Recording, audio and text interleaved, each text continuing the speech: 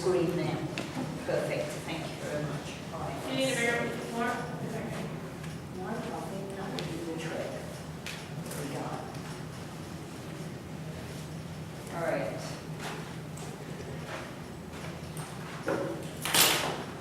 Okay, come, don't leave me over here on my own. Be nice to me. All right, so, apologies again for last week.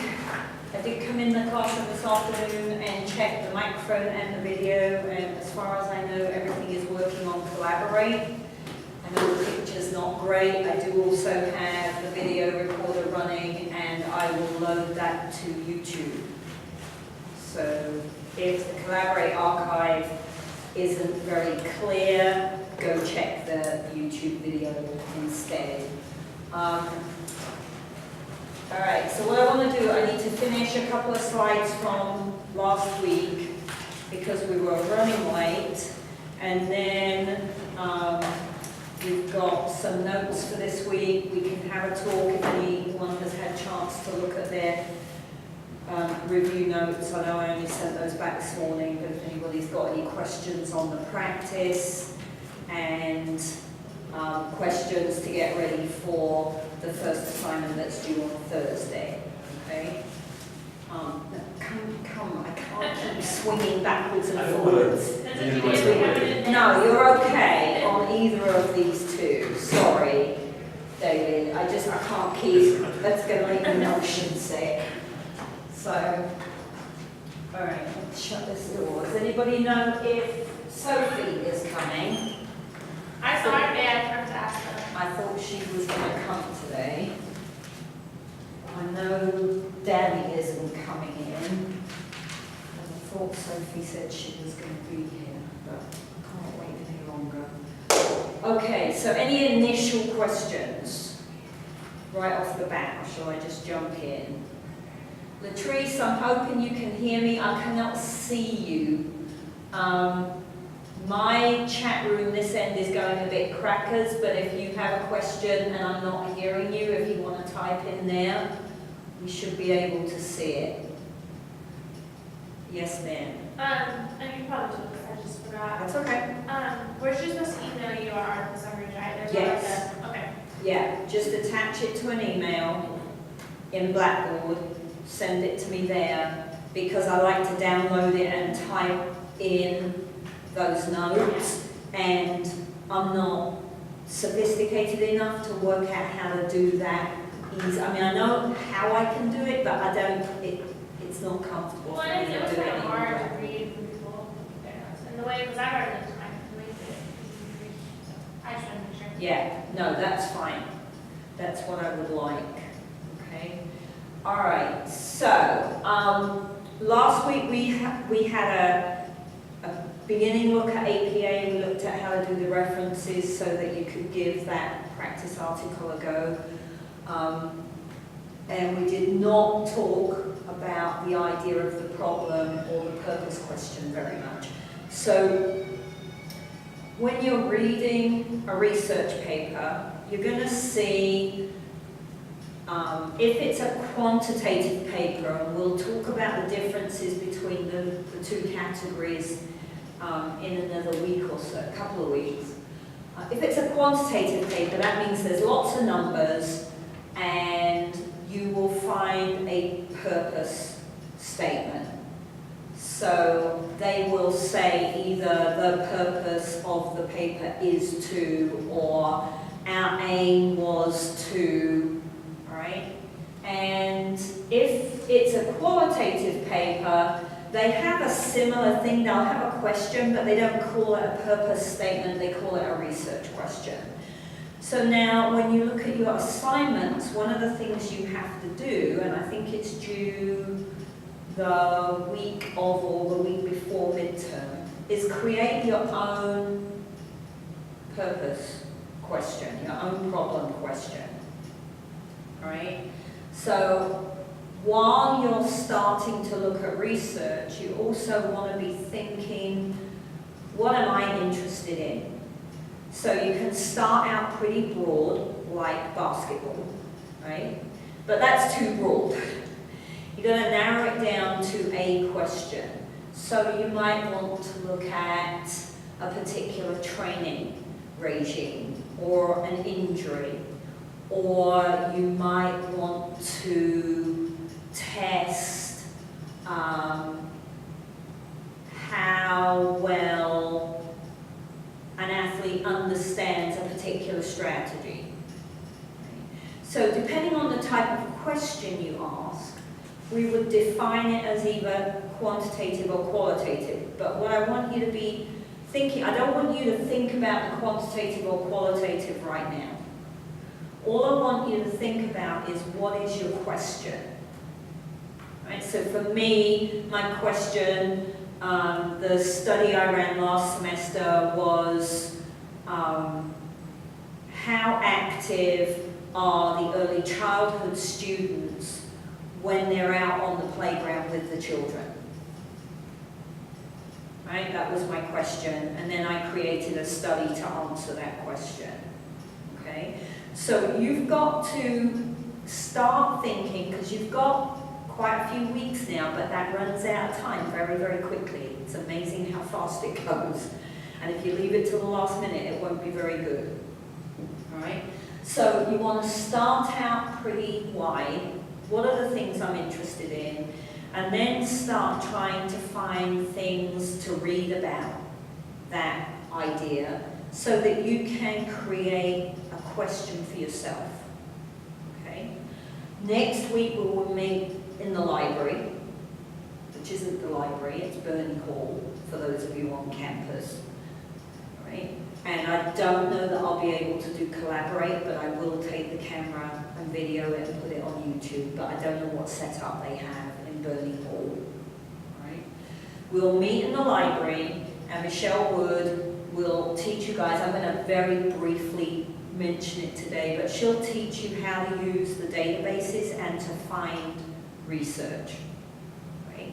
And then you can start trying to read around the thing that interests you and come up with a question. Okay? So we'll talk more about that, and if you have questions about it, make sure to email me. But your question has to be, these are the three major criteria for your purpose question. All right? The first one is that it's feasible. Okay? That means that it's reasonable and doable, and you have to bear in mind where we are and what our resources are. All right? We are not a Research One institute. We do not have a massive biomechanics lab. So whilst you might ask a question that is a very good question, I might say to you, that's great, but there's no way we could collect that data if we were going to run the study here. Okay? And the reason I'm going to put that boundary on it is just in case you decide you want to run go a thesis route, not a capstone project route. Okay? If you decide you want to write a thesis, you're going to need a purpose statement, and you're going to need that purpose statement to have data connected that you can actually collect, because you would actually run the study if you did a thesis. So all I'm trying to do right now is make sure that you're thinking about things that we would actually be able to help you do if you wanted to go there in another year or so. All right? So it's not that you're going to run the study right now, but I don't want you to go off on a tangent with this great idea, which then if you wanted to collect that data, we couldn't do for you. Does that make sense? Okay? So, it's got to be original. Now, that doesn't mean you have to come up with a brand new question that no one has ever asked before. That's great, but we don't really expect that. Okay? What you have to do is what we call fill a hole in the literature. You've got to find a gap in the literature. So sometimes that might be something like, we have all this information on how this training program works with football players, but no one has ever looked to see whether that training program works with basketball players. And for those of you who are watching online, I'm pointing because I have a basketball player and a football player in the classroom. Right? So that would be a gap in the literature because it hasn't been tested in that population. Or they might have tested a lot of different exercises but not the particular exercise that you're interested in. Okay. So as we start reading, and as you're reading the purpose statements for these articles that you're summarizing, look at the purpose statement in relation to the introduction that they give you, where they summarize the research in that area, and you'll see, hopefully, that the question they're particularly asking hasn't been answered yet. Otherwise, they wouldn't be able to get that paper published. Am I making sense? And it's, you know, this is tricky. It's okay. We've got, what, 6 weeks to help you get your head around this idea. It's just if you don't start now and come to the library next week thinking about this, then you won't get as much as you could from the library next week. When she says, okay, this database will give you access to this kind of information, it will help if you're sitting there going, oh, okay, I've got to make sure I check that database because they might have something that I'm interested in reading. All right? The third point is a little less relevant at the master's level. The question should be significant in that it would add something worthwhile to the body of literature in that area of study. All right? But honestly, at the master's level, that's a little less crucial. If you were going on to do a PhD, then it has to be a significant question. But at the master's level, I'm more interested in the first two, and the third one is a little less important. Right? And in the chapter for last week, in the readings for last week, they were talking about the fact that that the study has to be rigorous, the questions should be rigorous. You don't need to worry too much about that concept because that would be our job. We'll help you make sure that your question is rigorous. That means that it's tight and tidy and it's not sloppy, all right? And that it's a good question from a research standpoint.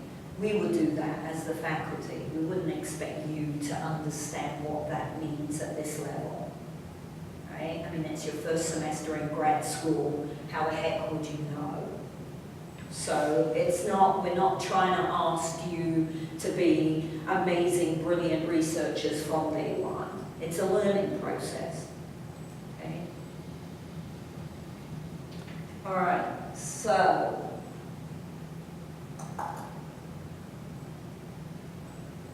All right, and we'll come back and talk about variables a lot during the semester, but variables, you are wanting to try to start to identify independent and dependent variables in any quantitative papers that you read. So if it's a numbers paper, if it's qualitative, it's going to be a little bit different, right?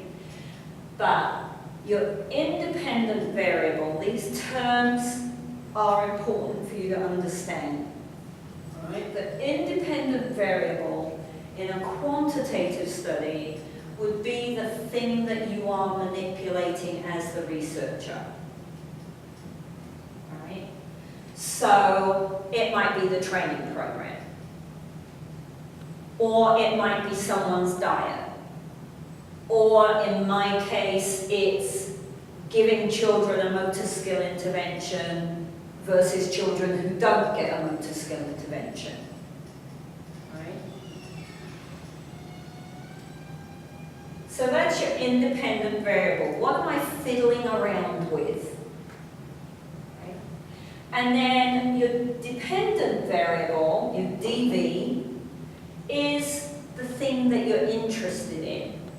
So if I'm manipulating the motor skill intervention with the children on the playground, what I'm interested in is, are they getting better at throwing or catching?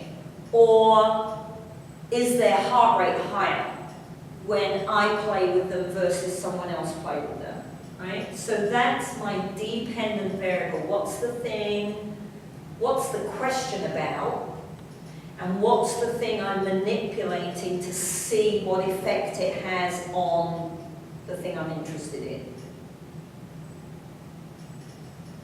Right, do you want me to go over that again? Okay, all right. So, when you are creating your purpose question, and when you look at my notes on my model for last week, having read the article, there were a couple of things that I found a little bit frustrating with that article. You should be able to identify the independent variable and dependent variable, the primary variables for the study, in the purpose statement, in the problem. In a qualitative paper, they don't call them that, but you still should be able to see the initial things they were interested in looking at in their research question. They don't call them independent and dependent variables, and they can change their variables as they go through the study. In a quantitative study, you can't change them.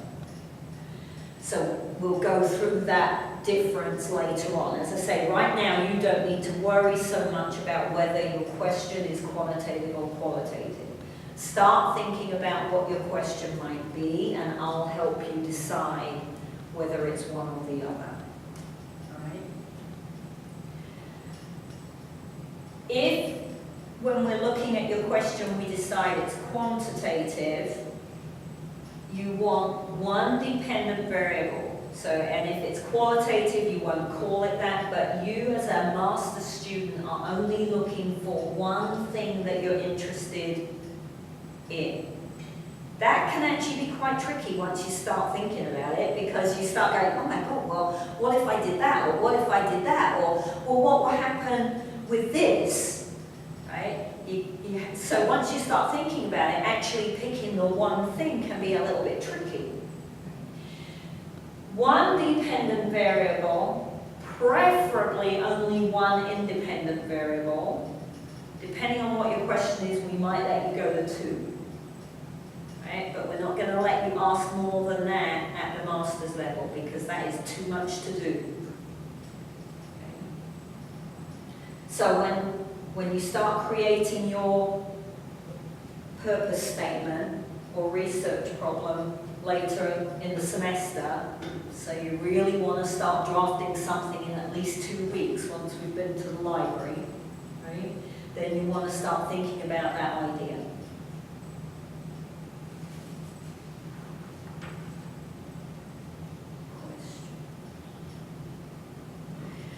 One of the things when I was a grad student, when I first started, I had a year in a master's program before I went into my PhD. And it took me forever to get these two round the right way. All right? So that's okay. Just keep going back and checking on yourself, because they get, now I know instinctively, but I've been doing it a long time now. Right? When I first started, I remember my first semester sitting there going, oh my God, which one's which? Because then the lecturer would just go, blah, blah, blah, blah, blah, independent variable, blah, blah, blah, blah. And I was like, oh God, which one's the independent variable? I don't remember. Right? So that's okay. Don't expect, right? Keep remembering, it's a learning. There's no reason you would know this by the time you walk out the room. Right? It's just like your sports skills. You've got to practice it, you've got to keep going back and checking it on yourself. When you're doing your article summaries or you're reading, keep going back, double checking. What is an independent and a dependent variable? Can I begin to identify them in the paper so that I'm practicing them? Right? Okay, now, aha, Zahir is here, and I can't see Zahir either, but hello. If either Latrice or Zahir can have the camera turned on so we could see them, that would be lovely. I'm hoping you can both hear me. If you have questions, jump in. But I haven't heard either of you say anything, so I'm hoping your microphones are working. All right, now I have to add in, I'm not quite sure how this is going to work. Let's see what happens. We want to add in the next PowerPoint.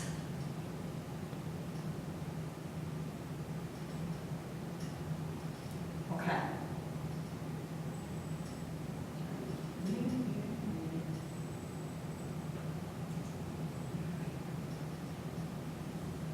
Okay. All right, so next bit then. Yes, sir.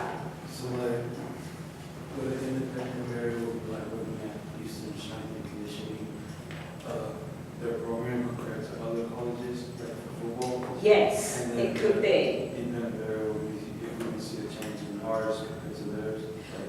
The dependent variable would probably be the improvement or the change in strength, and the independent variable would be your program versus another college's program. Oh, Does that? yeah. Okay. All right, so hopefully you were able, there was only a little bit of reading for this week, hopefully you were able to get that done, so that this is making some sense. All right, so did you manage to do the reading? No, I don't. Did you manage? All right, so what constitutes good research? All right, so try to get the reading done because it will fill out what I'm saying here. All right, good research is something that is a strong, valid, honest piece of writing. All right, so when possible in grad school, when you are asked to go and support your idea in a paper, you want to go and find what we would classify as good research. Typically, that is peer-reviewed literature. All right? That means I'm not going to go to the internet and use Joe Schmo's diet tips for Olympic athletes. Because who the heck is Joe Schmo and who cares about his opinion, right? If you go to the American Olympic website and they have a link to their Olympic consultant nutritionist, and on his website he says, she says, blah, blah, blah, that would be more valid because that person has some standing in the community, right? The Olympic Committee would not employ a consultant who didn't know what they were talking about. So it's highly likely that that individual has a PhD or some other qualification that made them valuable in that position. Right? So you want to start being a little critical of what you're looking at online and make sure that the resource is valid. Okay? So it can be a textbook. So you can go to the library or you can go back to a textbook from your undergrad or come look at the shelves in the HPE office. or find a textbook online that you can access. Textbooks are okay, right? But our real key is this peer-reviewed literature, and next week, Michelle will teach you how to find good peer-reviewed literature, okay? Do you know what peer-reviewed means? I have an idea. Isn't it just like it's been reviewed by the people, like researchers Yes. of others? Yes, so what they do, when you submit an article to a journal, if it's a good quality journal, then that editor will send that article out to other people who know about that kind of material, and they will review it. If it's a really good journal, they do use what they call a double-blind review. That means that when the reviewer gets the paper, there's no name on it, so they don't technically know who sent the paper in. And when they send back the review, the reviewer's name is not on it, so the person who gets that information doesn't know who did that. Right? So that means it should be unbiased. Right? Doesn't always work. I just review the paper. I did 3 reviews on the paper over the last couple of months.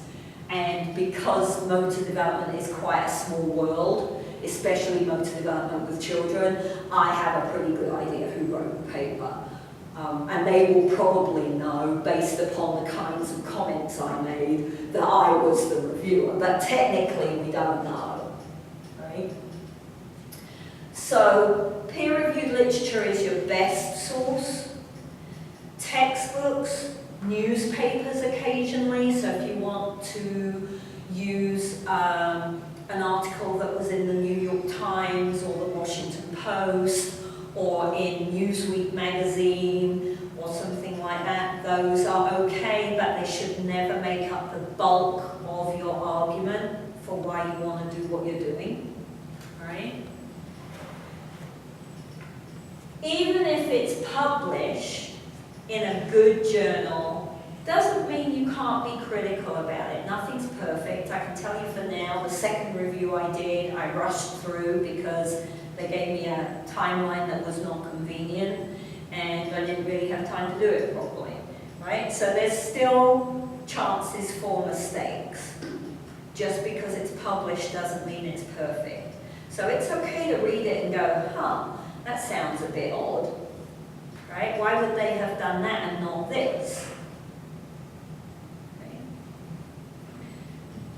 Just keep it in the back of your mind. Be wary about stuff you find on the internet that does not come from a valid source. Okay? Blogs, coaching articles that are on the internet are often wrong. Right? They're not written by people who have any background. Anybody can write a blog. Right? Doesn't mean they know what they're talking about. So just be a little, sometimes they do, a lot of times they don't. So just be a little bit careful. Right? Pick material that's of interest to you when you're developing your problem. So you don't want to develop a problem and have to research that problem and read stuff about that question if you're not interested in it. Coming up with a research idea should be a load of fun. It really should, because you're in complete control of what you're doing. Right? You get to choose what the topic is, you get to choose what the question is, you get to choose what you do and don't read about it.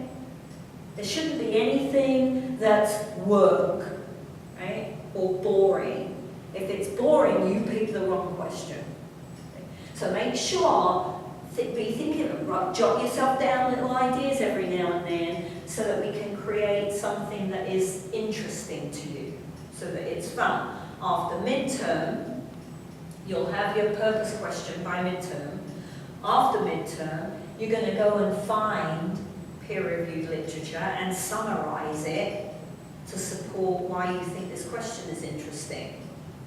Right? So right now we're doing the article summary so you learn how to identify key points in an article.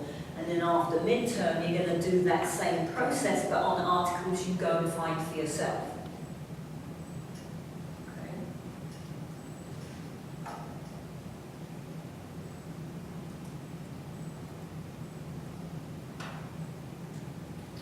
All right, the textbook and your APA manual go into depth about what is and is not peer-reviewed literature. So make sure that you double check that as well to support what we've talked about. Journal quality, there are ways of looking up what the impact value of a journal is. I wouldn't necessarily expect you to do that at this level. But you do want to be, let me see if I can think of a,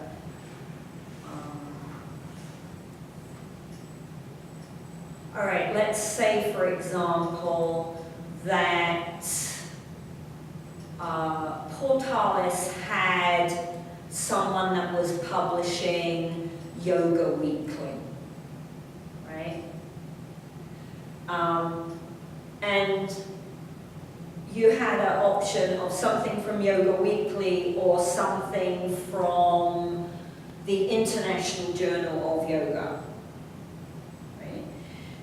You would probably want to use the International Journal of Yoga because the chances are that information is more likely to be correct, up to date, accurate than someone who's publishing Yoga Weekly in Portalis, New Mexico. And I'm being a little bit mean there, but I'm just trying to give you a silly example, right? Not that we are not all brilliant in Portalis, New Mexico. Ignore that because I changed the article, so we don't need to worry about that bit because I didn't use that article this time. I was bored with it. All right, so as I said, we're going to do this next week. Michelle Wood works at the library. She is a brilliant resource, and trust me, you can contact her literally at 3 o'clock in the morning. I think the woman does not sleep. So she'll tell you all that next week. You can contact her anytime to ask her a question. She's very, very good at searching databases. So if you're having trouble finding something you think should be out there, she'll be able to help you. But we're very lucky at Eastern that we have a pretty extensive electronic database availability. And she'll teach you how to do that for the distance students. Michelle has created a handout for you, which I believe I've already posted to the website. If it's not there, chase me. When you get into one of these electronic databases, you can either ask the database to find you something, or you can go to a particular journal that you know has a lot of stuff in it that you're interested in, or you can look for a certain author, or you can just put in a search term like basketball. You'd get probably 5 million hits, but, right? So you can search by subject, author, journal. In many of these databases, you can actually tell the database to only give you peer-reviewed literature, which is nice because then you don't have to double-check it, right? Don't pay for anything. Sometimes you're going to find a title or an abstract and you go, oh my God, that's going to be the perfect article, and then when you try to open it up, it won't let you. Right? Don't pay for it, because oftentimes when that happens, they'll say, well, if you pay $30 for 12 hours access, we'll let you download the article to your computer for 12 hours, right? Don't do that, because you have access to the interlibrary loan within the library, and they can get you 85% of what you want for free. All right? So never pay for anything without checking with the interlibrary loan, with Michelle or with me, because it's highly unlikely that you'd ever need to pay for it. All right? I have sometimes some Canadian journals, a Scandinavian sports science journal I haven't been able to get stuff from. But generally they can get it from anything. You have to give them a little bit of time. So you can't be telling any of your instructors, oh well, I can't meet this deadline because my interlibrary loan didn't come through yet. Oh well, you didn't send in the request early enough. Okay? So they might need a couple of days, they might need a week if it's a textbook that you're trying to get hold of. Depends what it is, and Michelle will talk to you more about that next week. Alright? But you don't, they are, when I was in grad school, and I was at a big Research 1 school, we were only allowed to get 4 articles a semester through our interlibrary loan. Right? You have free access. So we may be a piddly little school in rural New Mexico, but they have a very nice library set up for you. Right? You can get anything you want. Be reasonable. Try not to abuse this. Right? Don't go into interlibrary loan and ask for 50 articles that will all help you pass your CCSA strength and conditioning exam. That's not fair. All right? Use it appropriately for things that you need for your classwork. And as I said, make sure that you plan ahead, because telling us that you didn't get your article in time is not an excuse. So we won't accept that. Well, I won't, and Dr. Berkey won't. I don't know Dr. Yoon well enough yet, but if I have anything to do with it, he won't be here. Okay, so. Questions? How we do it? Okay. All right. Okay, so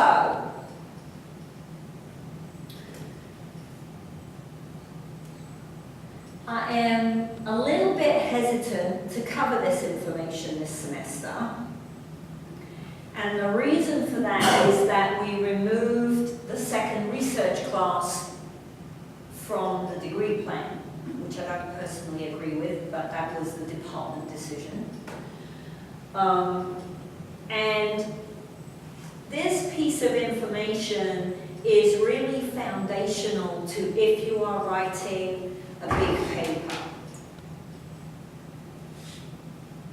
You're not going to do that in 505, but it's possible you'll have to do that in one of your other classes. So I want to run over it, but I might do it a little more briefly than I typically would, so then if you come back with, if you have questions at any time over the next 2 years, you can always come back and ask. All right. Last week we did APA references.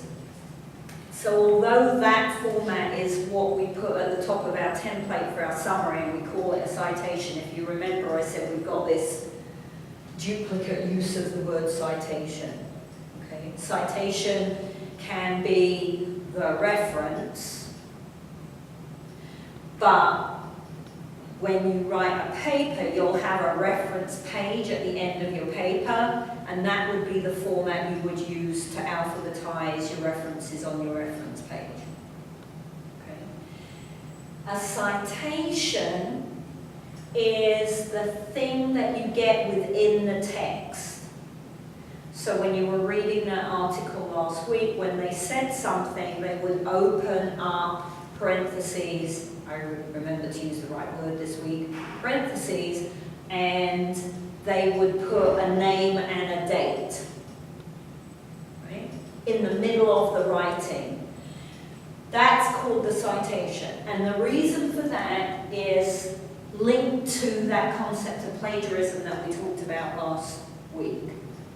You don't want to write something that is someone else's idea and not give them the credit for it. And the way you give them the credit is to include the citation.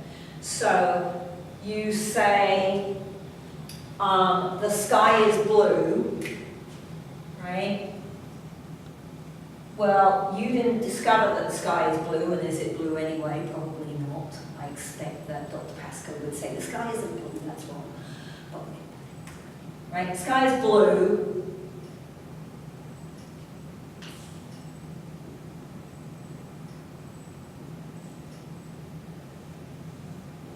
Right?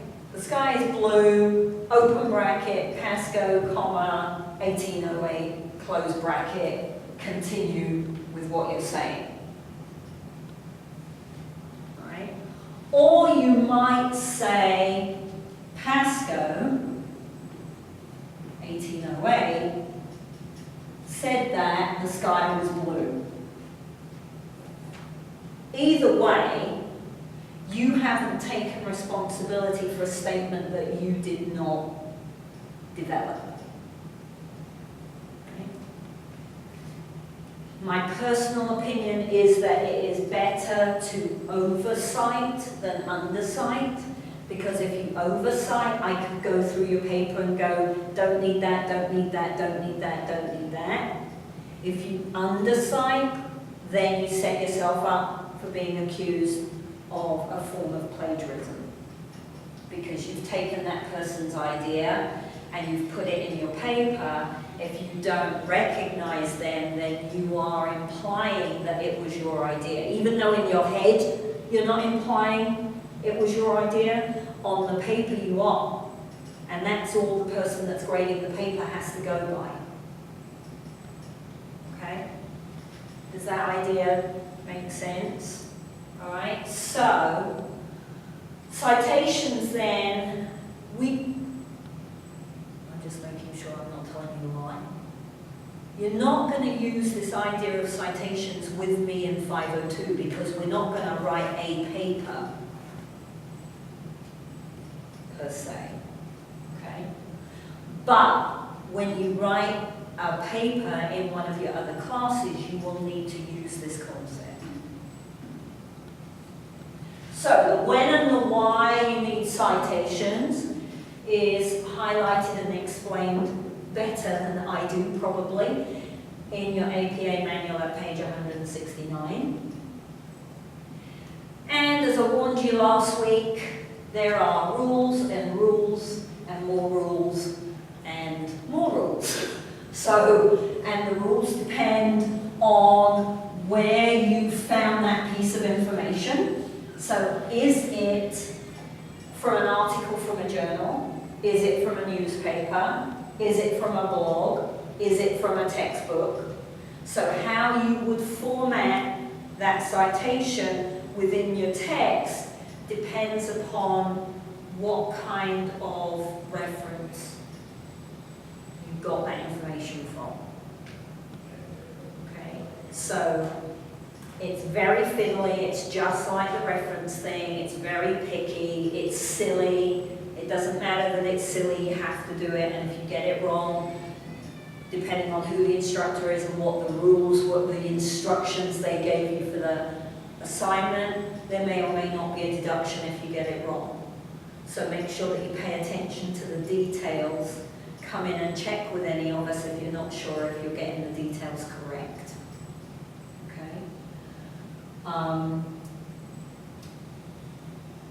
Don't assume, I'll give you this warning, don't assume that the rule is the same for the citation as it is for the reference.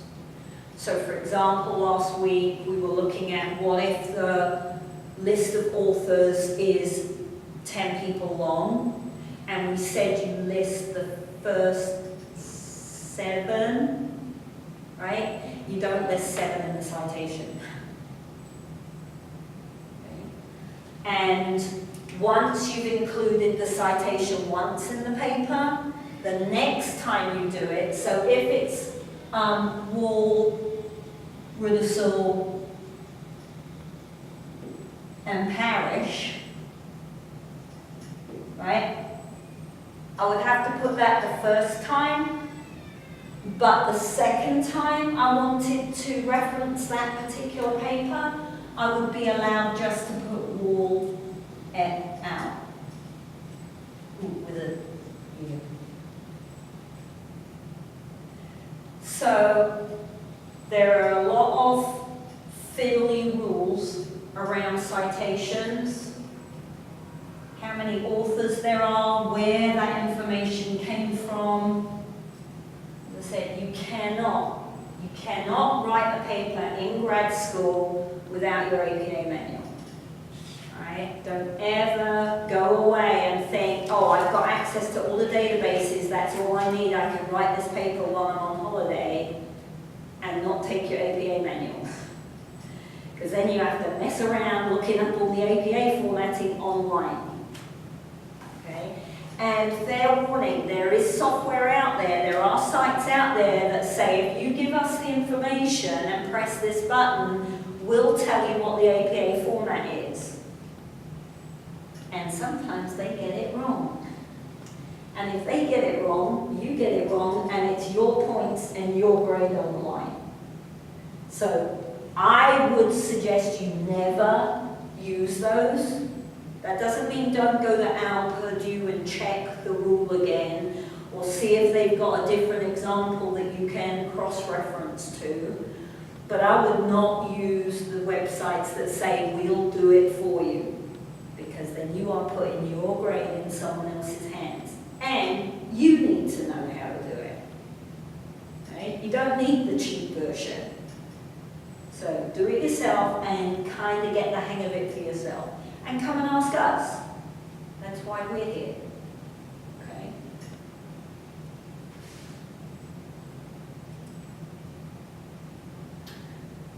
All right. This one you will need for me, and you will need it for all your other papers, punctuation. So if you look at page 87, we start the punctuation rules, and again, they get a little silly, but hey-ho, right? So for example, you want one space after a comma, or a colon, or a semicolon, one space after a period if it's in a reference. I think you want you want two spaces after a period if it's in a sentence. They keep changing that rule. Sometimes it's one, sometimes it's two. At the moment it's two. Right? So if I'm writing my reference out,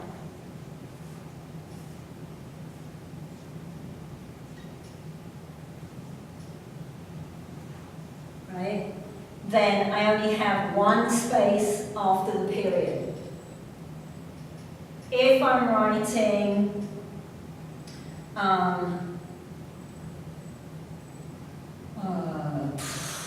help me out here.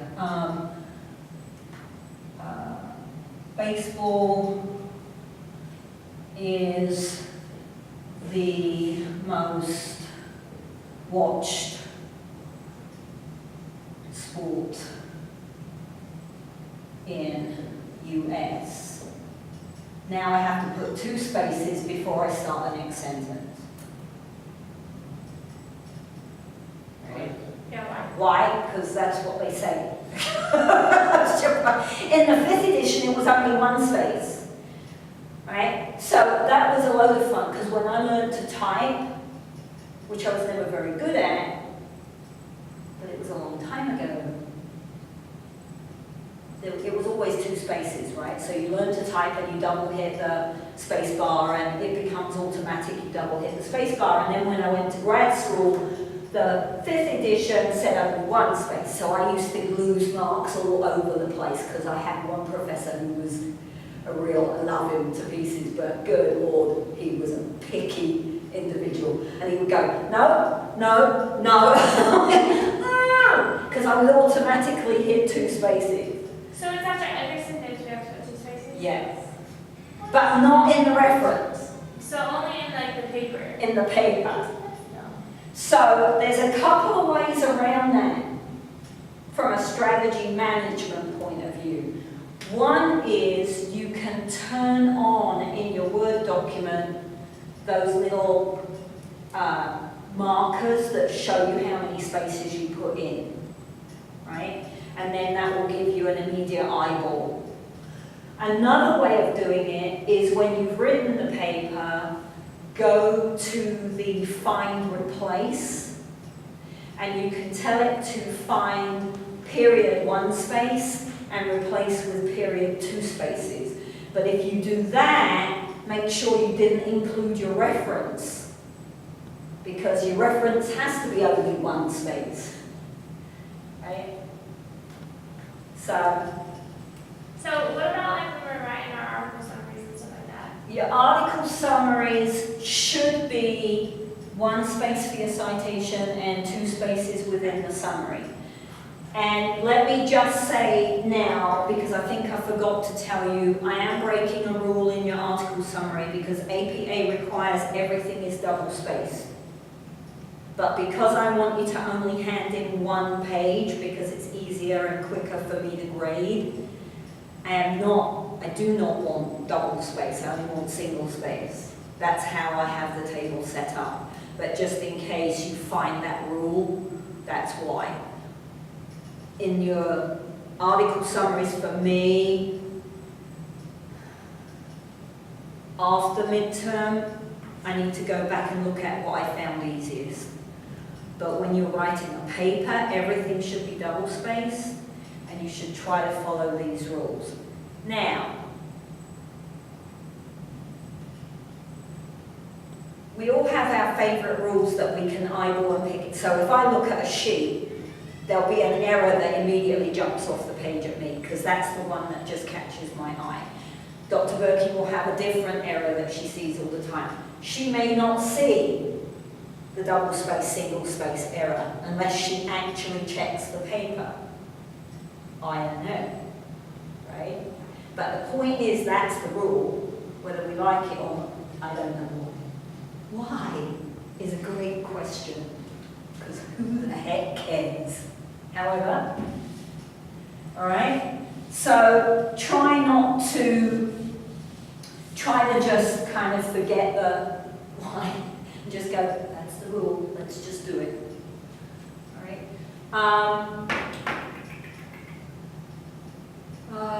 Oh yes, depending on who your English teacher was, you might have been taught that in a list of things. So if I say the flowers in the garden are red, yellow, orange, green, purple, and white, you have to put a comma in before the and at the end of a list.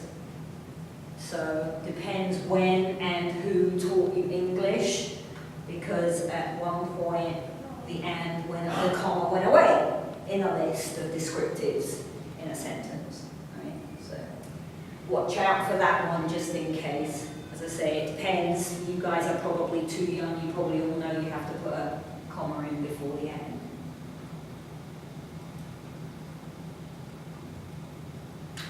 Look for spelling and hyphenation rules, right? So if it's a word with a hyphen in it, do I put a space before the hyphen and after the hyphen or not? Right? What abbreviations are acceptable and which ones aren't? So for example, it's okay to abbreviate minute, but I had to go back and remind myself when I wrote your model that it is not okay to abbreviate year. I don't know why. Okay. So, you don't try to learn this. You don't need to learn it. Carry your APA manual with you and check everything. Just assume there's a rule and look for it. If you can't find it, you're okay. But you know, as I say, when you go into a new class, that's a good question, I think, to ask of the instructor. Right? What are the kinds of APA deductions you're going to make? Because they may say they don't care if you write year or year. If you're writing a thesis, it is going to matter whether you write year or year, because it has to be APA formatted. Right? So always check with your instructors, because I can only tell you what the rules are. I don't teach that many classes in the graduate program. I teach a couple of the sports science classes, but we don't do huge, big, long papers generally in those. So I'm not the one that you're going to get into trouble with if you get this wrong. Okay? So check ahead, as I said. They might be more or less lenient depending upon what class it is or what point of the semester it is. Okay? They might say, you know, at the beginning of the semester I'm going to be pretty okay if you make some mistakes, but if I keep correcting that mistake and at the end of the semester you're still making that same mistake, I'm going to give you a big hit. You just got to check everybody. There aren't any rules for teaching, so we all get to do whatever we want. Okay?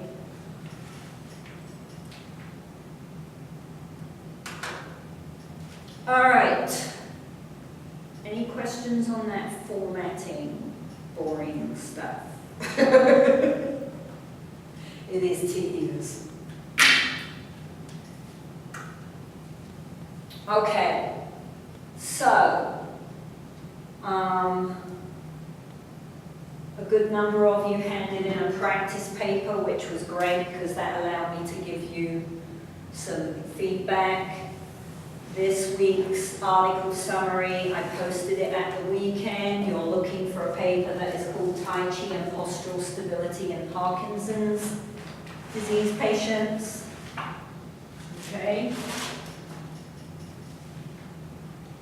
Remember to use the template that's loaded. Remember to follow the instructions. So only 2 lines per row of the box. It should all fit in one page. If you're going over into a second page, you made a mistake on your formatting somewhere. Because it fits in one page now and there are 2 rows in every box. So that's an immediate highlight for you. If you go into a second page, something's wrong. Okay? When you are doing your summary,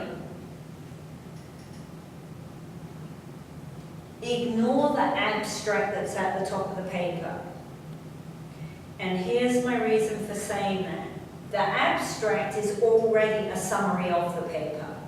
It's the author's version of their summary.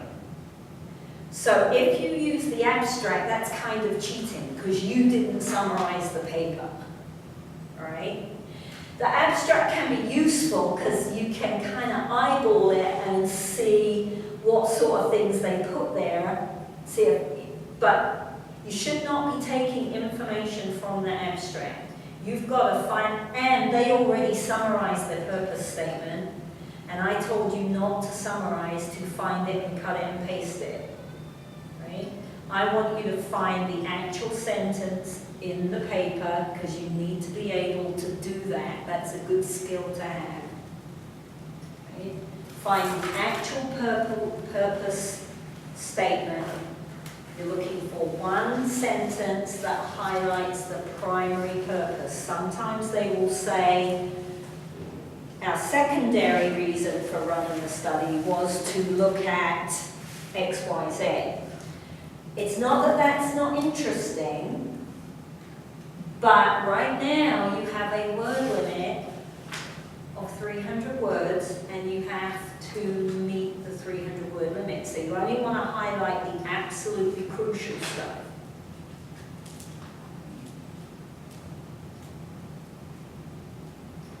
Make sure in the other version of the citation, in the reference, that you're using the right format. Okay. One person looked at their APA manual closely enough to realize that last week's article had what we call a DOI on it, right? Which was not something I had highlighted because I was interested to see who would find it. So if your paper has a DOI, That's an identifier. It's a new thing. It never existed when I was in school. What many journals do now is give you an immediate electronic link to the article. So on the paper, there may be something that says DOI with a long number string. Okay, if you look at page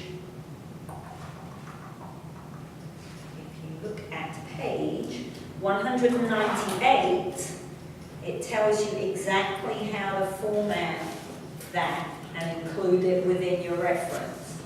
Remember, the reference is your way of telling someone who reads your paper where to find that piece of information for themselves if they want to.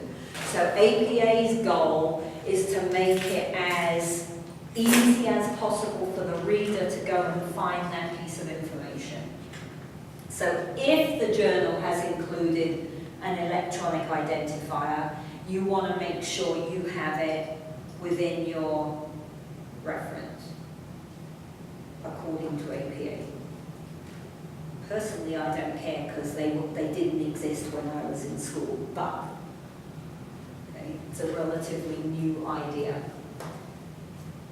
Okay, make sure that you're exact, pay attention to the details. Make sure that you do not alphabetize your authors. I think only one person did that. Remember we said last week, in our discipline, the order of the authors on the paper is the order of who did the most work. So in our discipline, in APA, you don't change those around and put them in alphabetical order. In other manuals, you do.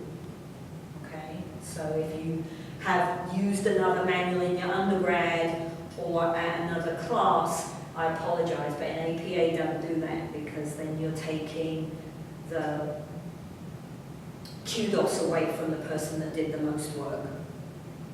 Okay?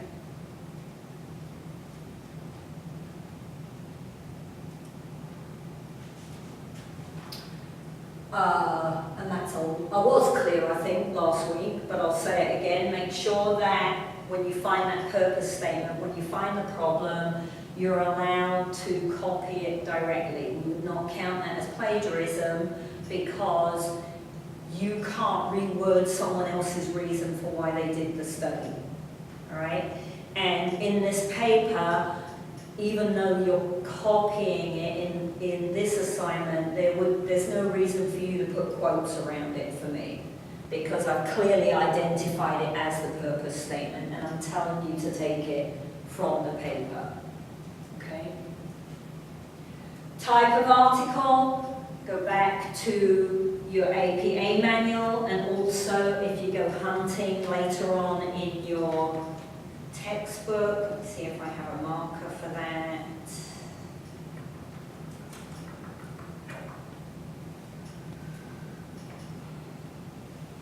That's noisy.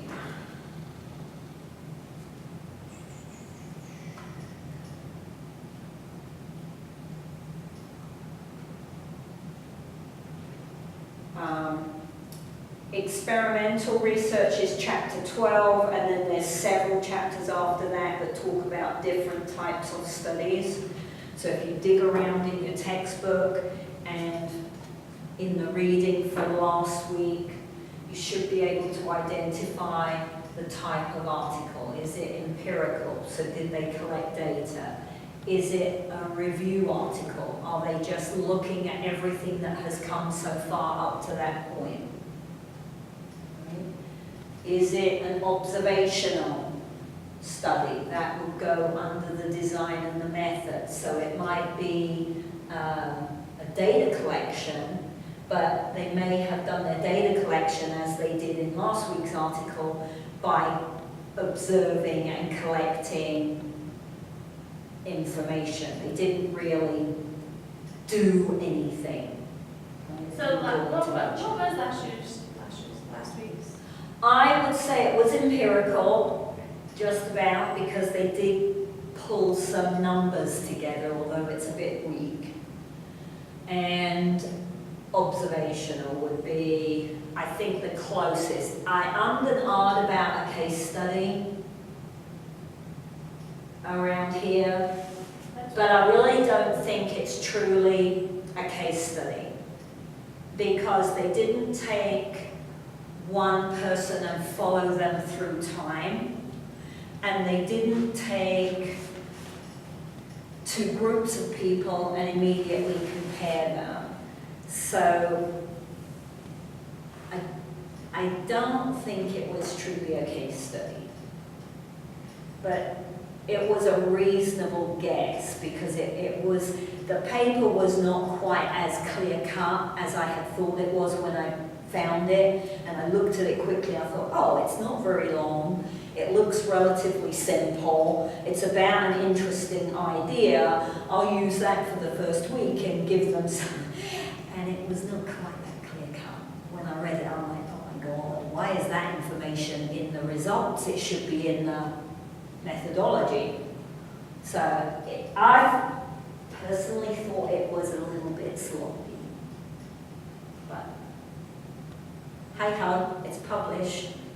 So it's more than I've had recently. I'm working on one now. So, all right, participants, that section you want to have enough information to identify them distinctly with that purpose statement. So if the purpose statement says we're looking at adults who shop in Walmart, then I don't have to identify how many women and how many men were in the study.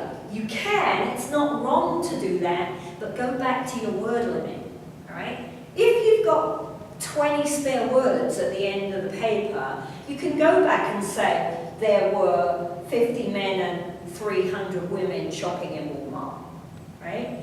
But if you're tight on your word limit, that's not a piece of information that is crucial. Now, if I say the purpose of the study is to identify the ratio of men to women who shop in Walmart during the 2 to 4 p.m. time period, now you have to tell me how many men and how many women were in the study. Right? Does that make sense? So it's not that that would have been wrong, but what we're looking for, the point of the exercise is to try to highlight the really key points in relation to that purpose question. Right?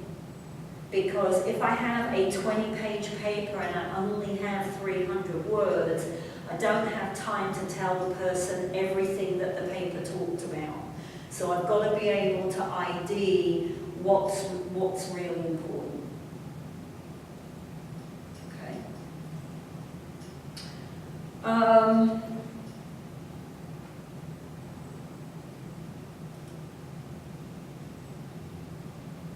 Procedures, so you're not going to write a 505 paper right now, but if you go on to do a thesis, the procedures is your recipe list. So your methodology is your recipe. I did A, B, C, just like a cookbook. This is what I did in order to collect the data. Right? So I emailed out a questionnaire to 900 coaches who are members of the American Football Association. Right? I followed up with an email with 700 of them who had their email contacts at the association's website. I received back 50 surveys from coaches, right? Blah, blah, blah, okay? So, again, because what we're trying to do is summarize in our particular assignment, you want to go back, look at the purpose, and pick out the things that they did that directly relate to data they collected to the purpose. Sometimes, if they've got a secondary purpose, they might give you a ton more methodology that you wouldn't necessarily include in a summary. All right? Or they might tell you lots of things and you go, really, do I need to know that? Is that crucial to someone? The abstract, the summary is here. I summarized it, read that and see if you want to bother going and reading the whole 20-page paper. Right?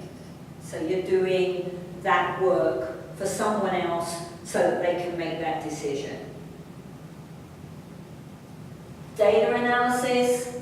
So remember, not the software, they didn't really do a true analysis in my view in the paper last week. They used descriptive statistics, but they didn't really run an analysis. When you put data into a software package like SPSS and you run a t-test or a analysis of variance, the first thing that comes out on the printout is descriptive statistics. How many people were in the study, what age, what was the mean age of the people in the study, or any demographic kind of information that you collected comes out first. Is that really statistics? I don't think so, personally, but again, that's my view.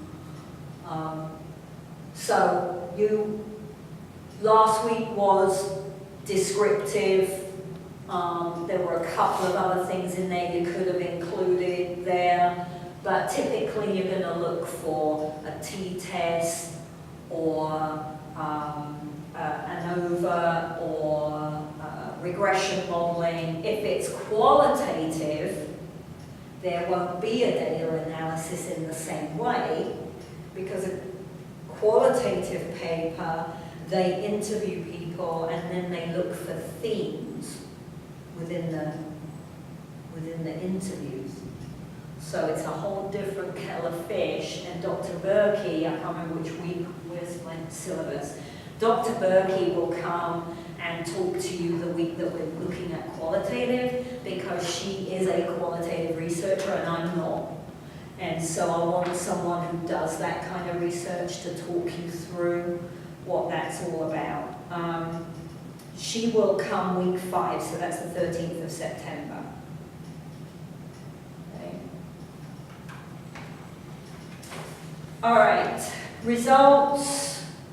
So if you've highlighted the analysis for the primary purpose, then you want to highlight the results for that analysis. And again, they might run 6 different analyses. So occasionally you've got to make sure that you pick the one or two that are really relevant. You might not want to report the whole lot, right? And then report the results for the one that you highlighted or 2 that you highlighted.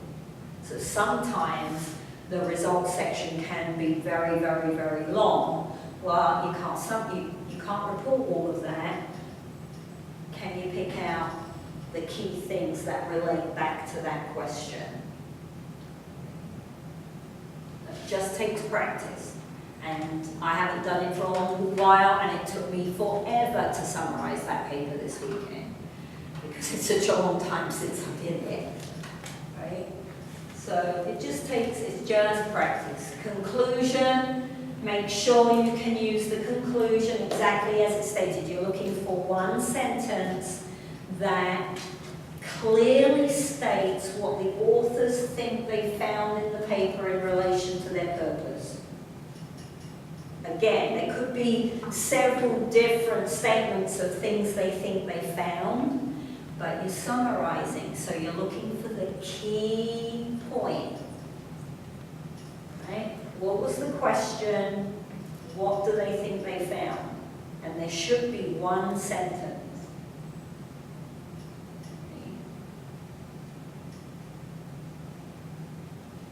Email me if you have questions. Remember, if you've got APA questions, if you want to draft one and send it me, I'll be happy to look at it. Right? If you're not sure, you can send me a draft of the whole paper.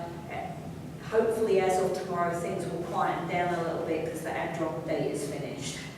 So I'll look at it as closely as I can. and try to give you some feedback. But I'm not going to go through and edit the whole paper and send it back to you and say, okay, now resubmit it, because I just don't have the time between now and Thursday. All right? But I will definitely help out with APA, and I'll give you some rough feedback if you want to send me more than APA.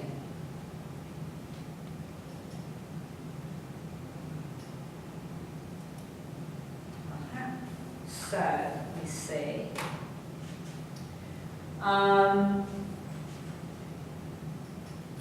Generally, I think on the summary, the hardest boxes to fill in is the design. What's the design of the paper? I think that one's always a little bit tricky to identify until you've got a lot of practice. And I think summarizing the results can be tricky because, especially if they've used a lot of statistics and you don't have the experience with statistics, then the results just looks like Chinese upside down and back to front, right? I mean, it doesn't mean anything, and so that makes it a little bit difficult to pull out the key points. But that's why I put very few points on those sections towards the grade, right? Because it would be not fair to expect you to be brilliant at identifying those.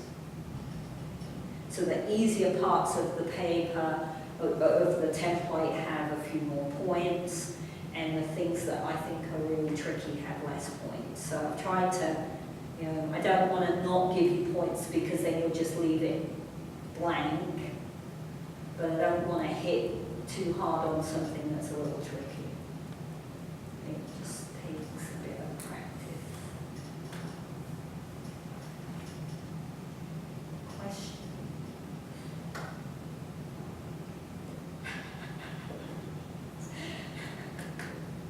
Go for it. Go question, David? Let's have a look. Latrice or Zahir, do you guys have questions? I can't see either of you. So you don't have your cameras turned on, and I haven't heard you ask anything. So I hope that you did not have a question. Nothing turned up in the chat, although the chat my end is looking a little bizarre. I'll have to get that checked. Okay. So just article summary. Article summary. Try to get the reading done because the reading expands on what I have the time to do here. And there's a very brief bit of reading for next week. Next week. Oh, we saw you very briefly. Try again.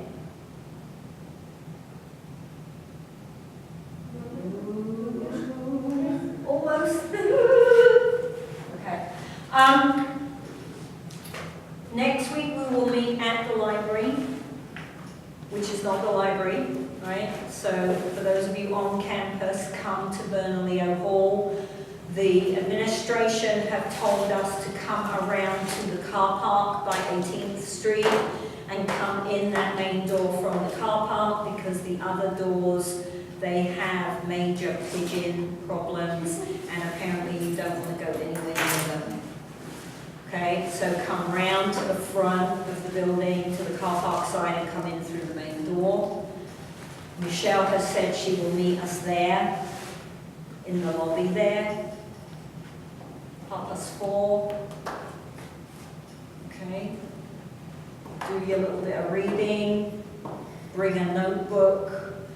Guys on campus, you can also print out the notes, although sometimes Michelle will provide other notes for you, but I don't see why. She's done a very detailed set of notes for the distance students so that they have the same information she's going to give you, but I'll film it anyway.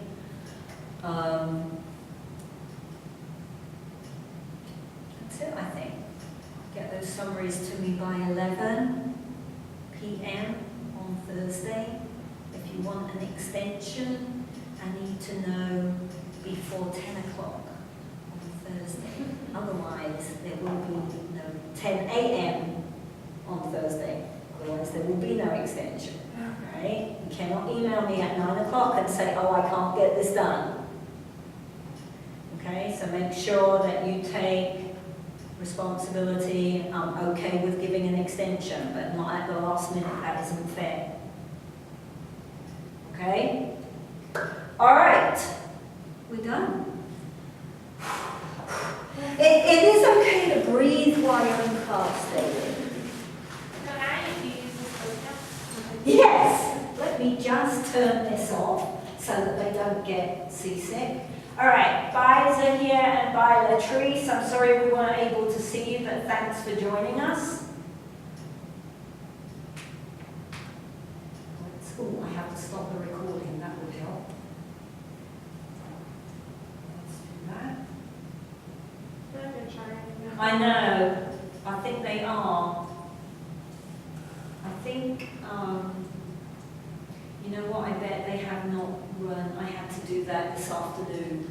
You have to click, just in case they ask any of you, you have to click that little red button there with the microphone. That's like the audio-visual wizard, and it helps you make sure that you're connected to your camera and your microphone. So I suspect that is the problem, is they've got it clicked on the main page, but the computer isn't recognizing it somehow.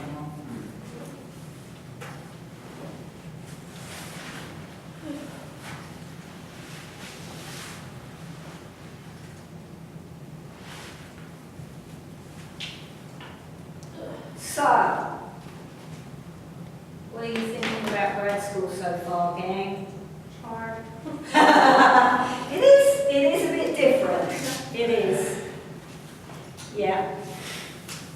It is. I think everybody, particularly when they come directly from undergrad, feels overwhelmed for the first half of the first semester. It'll start to, you'll get into more of a rhythm around midterm and it'll get a little bit easier, but it is just so different. I was just glad I took at least 18 credits every semester.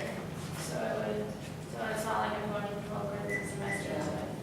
It is, it's very different. It's a lot of work. It's a lot of reading. It's a lot of detail. Yes. That's okay. That's okay. Dr. Will, have a good night. I will try and get this thing loaded.